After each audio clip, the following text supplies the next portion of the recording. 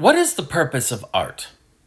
A lofty question, I know. The kind of question that makes people shuffle in their seats and reach for their phones. I ask it this morning because on my post about Taylor Swift's Fate of Ophelia, I encountered a familiar refrain. Isn't it wonderful that Swift creates art that inspires conversation? Now, this is meant to be full stop of the argument, the conversational chloroform. I've heard it many times before, usually at the moment when a discussion is getting interesting. It's the modern way of saying, let's not get into all that. It sounds benign, even noble, art as catalyst, art as dialogue, but it's a cop-out, and a lazy one at that. The statement, it's good because it starts conversation, means precisely nothing. It's the aesthetic version of all publicity is good publicity. By that logic, anything that sparks discussion could be called art, and any viral moment is suddenly elevated to artistic significance. The trouble with this line, and with the kind of fandom that deploys it, is that it treats discourse as an end in itself.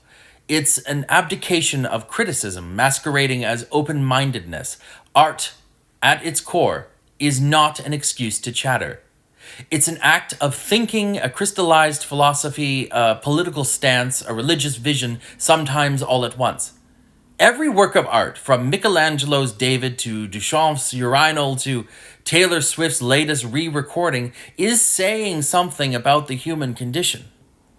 Even the claim, there is no message, is in and of itself a message, one of futility, irony, or despair.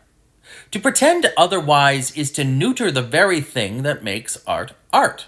Of course, conversation is one of art's byproducts. It always has been. The Greeks, of course, debated tragedy. The Elizabethans fought over the morality of Othello. The Victorians engaged passionately with Madame Bovary.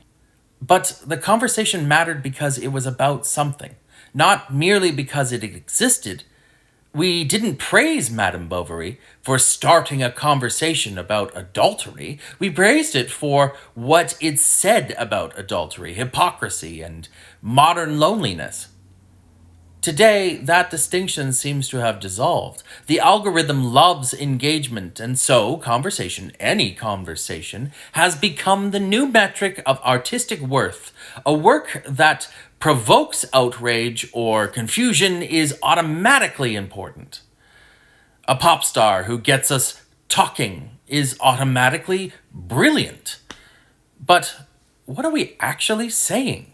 What are we thinking? If art's only purpose is to provoke conversation, then the internet is humanity's greatest masterpiece. The timeline, that infinite loop of noise and hot takes, would be our Sistine Chapel, yet nobody leaves it feeling enlarged or enlightened. Conversation without content is noise, and noise, even when set to music, is not art. So let's retire this comforting little cliche about art, inspiring conversation.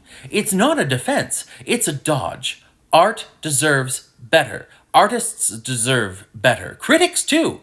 When we engage with art, we should ask what it's trying to say, not whether it gets people talking. Does it illuminate or obscure? Does it console or confront? Does it tell us something new about being alive, or does it merely flatter our existing appetites? Because art, when it's doing real work, doesn't just create conversation. It changes the way conversation is possible. It rewires the moral imagination. It gives form to thought. And that's something no trending hashtag, no comment thread, and no conversation starter can do. So, yes, art inspires conversation. But that's the beginning, not the point.